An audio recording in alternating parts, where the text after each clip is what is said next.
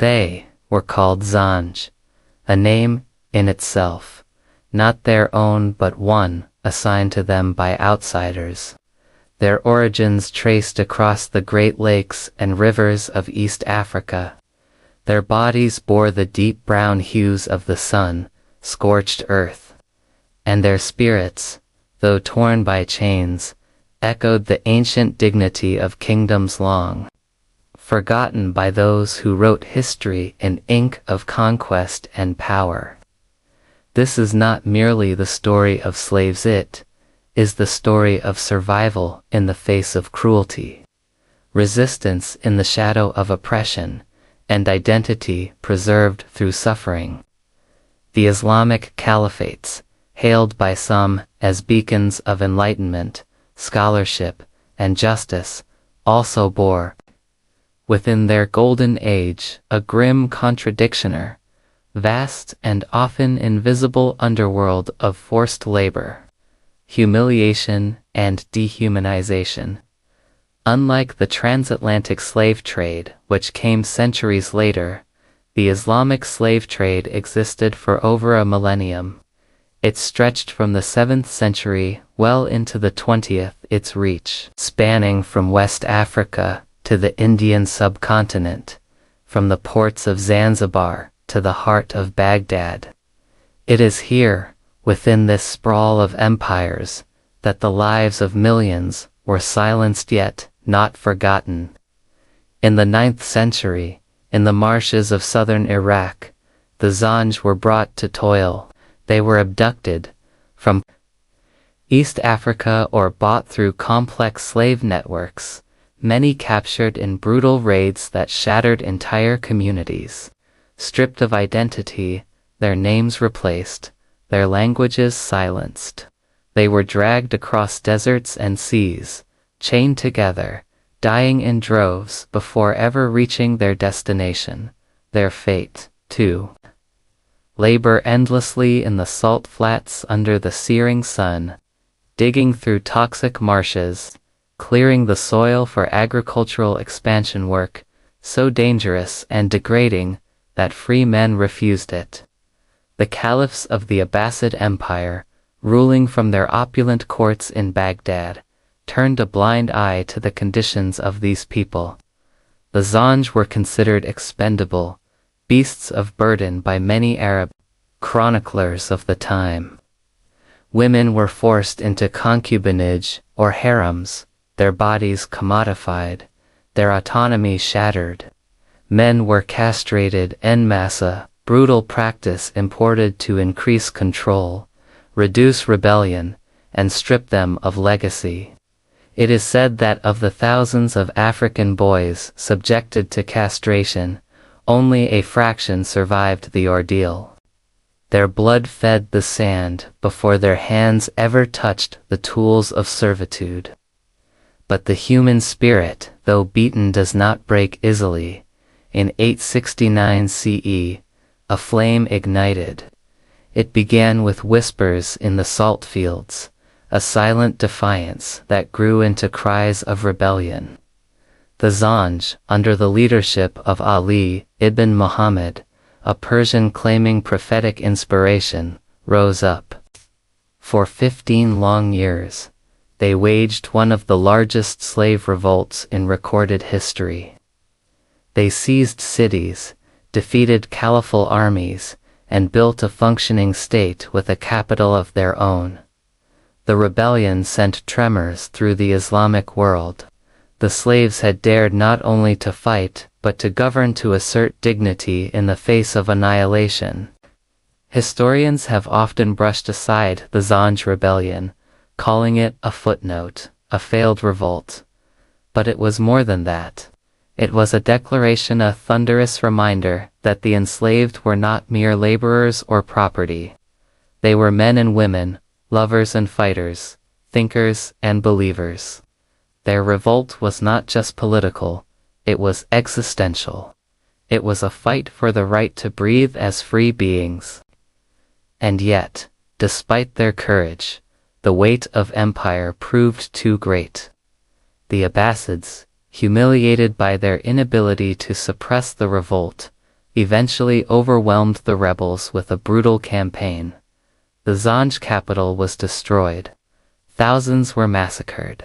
Survivors were re-enslaved or scattered, their brief light extinguished by blood and fire. Caliphate wrote its own version of the tale, one that diminished the humanity of the Zanj, while elevating the so-called triumph of order.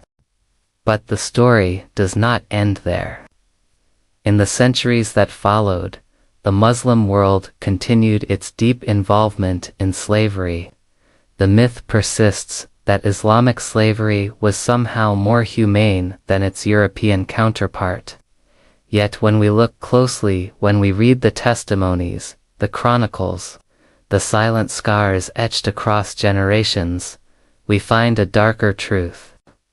The Indian Ocean slave trade, operated heavily by Arab traders, funneled countless African lives to the Middle East, Persia, India, and beyond.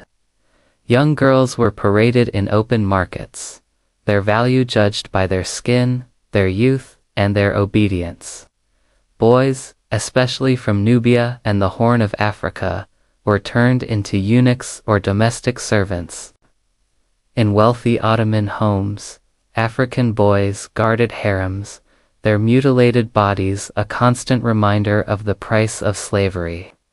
African women, taken for their exotic beauty, were eroticized and stripped of identity, reduced to objects in elaborate harems where their voices rarely reached the outside world. Religious justifications flowed freely. Some jurists quoted verses to defend the institution of slavery, invoking lineage and divine hierarchy. Conversion to Islam did not guarantee freedom. In some cases, it only altered the master's sense of ownership, no longer just physical, but spiritual. The very faith that spoke of justice and compassion was weaponized to chain the bodies and minds of millions. And yet, within this horror, there were stories of fierce resistance. Quiet defiance bloomed in the shadows. Songs whispered in native tongues. Names remembered in secret. Spiritual practices kept alive beneath the guise of Islamic rituals. Some ran, seeking refuge among Bedouins or in far-off deserts. Others stayed, enduring, preserving, refusing to let their identity die, even as their bodies aged in bondage. There were also moments of painful contradiction. Black Muslims, born into servitude, would sometimes rise within the military or palace systems, becoming guards, scribes, or even advisors. But their rise was never secure, it was always conditional, always revocable. They lived between two worlds, never fully embraced by the power they served, nor the communities they had left behind. It was survival, yes, but also a prison of the soul. We cannot forget that this was not the story of a single empire or caliph, but of an entire system, a system that crossed borders, languages, and centuries. And it was upheld not only by sultans and sheiks, but by ordinary people, merchants, soldiers, scholars who accepted the reality of slavery as the price of their comfort, their wealth, their sense of order. The echoes of this history stretch into the modern age. Descendants of African slaves in Iraq, Saudi Arabia, Iran, and elsewhere still face marginalization. They are often denied their heritage, their history, their rightful place in the national memory. Their stories are silenced not because they are untrue, but because they are inconvenient. Yet those voices are rising again. Across the Middle East and Africa, the legacy of the Zanj, of the enslaved, of the survivors, has become a rallying point for justice. Scholars, artists, and activists are reclaiming narratives long buried beneath shame and denial. They are not asking for pity. They are demanding recognition. Not just of the pain but of the pride. The pride of ancestors who endured the undoable, who fought when fighting seemed futile, who carried forward the ember of humanity through centuries of darkness. And perhaps it is in telling their stories fully, honestly, and with dignity that we begin to heal what history tried to erase. Even as centuries passed and dynasties rose and fell, the institution of slavery endured across the Islamic world, evolving in form, but not in cruelty. The memory of the Zanj rebellion faded into history books, often dismissed as a dangerous anomaly. But for those whose lives were lived in bondage, the echoes of that resistance remained a quiet drumbeat in their blood. In the coastal markets of Oman, in the bustling slave quarters of Cairo, in the alleys of Basra, black bodies continued to be bought and sold. Children were torn from their mothers and renamed, their pasts erased with a few words in unfamiliar tongues. They were told they were inferior, cursed by lineage, destined for servitude. In some places, darker skin became synonymous with slavery, even as the teachings of Islam preached equality among believers. This contradiction, so glaring and painful, festered in the cracks of a civilization that prided itself on piety. By the 14th century, Ibn Khaldun, one of the most revered historians and philosophers of the Islamic Golden Age, wrote that the only people who accept slavery are the Negroes, owing to their low degree of humanity and their proximity to the animal world. These words, penned by a brilliant mind, reflect not just the prejudices of a man, but the deeply entrenched racism that had seeped into the intellectual and spiritual bloodstream of the empire. The enslaved were not merely captured, they were dehumanized, made into creatures of burden, their history rewritten by those who feared the truth of their resilience. In West Africa, Arab slave raids reached deep into the Sahel and beyond. Entire communities were destabilized, as young men were seized and marched north through desert routes that swallowed the weak and the wounded. The survivors were shackled and processed through caravanserais, places that should have offered rest, but instead became sites of humiliation and dread. Women were often raped during transit, their cries lost in the sand. Their children, born of violence, entered the world without a nation, without a name. And still, in the face of this, there was pride. There was pride in the way mothers cradled their babies, singing lullabies in forgotten languages so they would not forget where they came from. Pride in the elders who told stories of ancient kings, reminding their kin that their roots ran deeper than the shackles on their wrists. Pride in the small rebellions refusing to. By the 19th century, the world began to change. The European abolition movement gained momentum, and colonial pressure forced Islamic nations to confront their reliance on slavery. But even then, abolition was often more a matter of diplomacy than morality. In the Ottoman Empire, it was not until the late 1800s that serious efforts were made to curb the slave trade. In Saudi Arabia, slavery was legally abolished only in 1962, though reports of its continued practice have surfaced even into the 21st century. The legacy, of course, did not vanish with the laws. In places like Iraq and Yemen, the descendants of African slaves still face discrimination today. They are denied opportunities, their skin color used to mark them as outsiders in the lands their ancestors helped build. They are called derogatory names, kept from marrying into certain families, and pushed to the margins of society. In Mauritania, despite multiple legal bans, slavery-like conditions persist to this day, mostly affecting black Mauritanians under systems of caste and lineage-based servitude. This, too, is part of the legacy of the caliphates.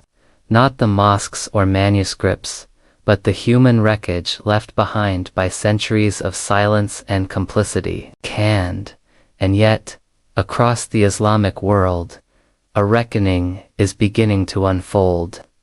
Scholars are challenging the narratives long protected by religious orthodoxy. African Muslim voices are rising with clarity, demanding their stories be heard, not just in the West, but in Mecca, in Cairo, in Tehran. Black imams are leading congregations with dignity, reclaiming their rightful place in a faith that was never meant to be bound by race. They remind the world that Bilal ibn Rabah, the very first muezzin of Islam, was a black man, a former slave, cherished by the Prophet himself. They point to the Quranic verses that affirm the equality of all humans, and they question how those words were twisted for profit, for power, for empire. The healing, they say, begins with truth. It begins with acknowledging the horrors, not to condemn the faith, but to confront the ways it was exploited, to say clearly that what was done in the name of religion was not the will of God, but the greed of men. To look back at the stories of those who suffered not with shame, but with a commitment to justice. Because buried in the sands of history are not just chains, but footprints. Footprints of the Zanj rebels who dared to build a kingdom in the marshes of Iraq. Footprints of mothers who whispered their children's real names in the dark. Footprints of men who fought back, even when they knew they would lose, just to say, I am not property, I am not forgotten, I am. These are the stories that must be told. Not to shame a civilization, but to honor those it tried to erase. To remind the world that dignity is not given by empires, but claimed by the oppressed. That history is not just written by the victors but carried in the blood of survivors. At Historical Memories, we don't tell these stories for shock or spectacle. We tell them to reclaim truth, to center the lives of those who lived in the margins, to make visible what was made invisible, to offer a mirror to the present and a path forward. Because silence is never neutral, and history, when told with honesty and heart, can be a weapon for justice. So we remember the Zanj. We remember the children of Zanzibar, of Nubia, of Darfur. We remember the women in the harems who sang songs of freedom in secret. We remember the nameless, the forgotten, the buried. And in remembering, we say to the world, you did not break them. Their stories live on, their dignity endures, and their legacy is ours to honor.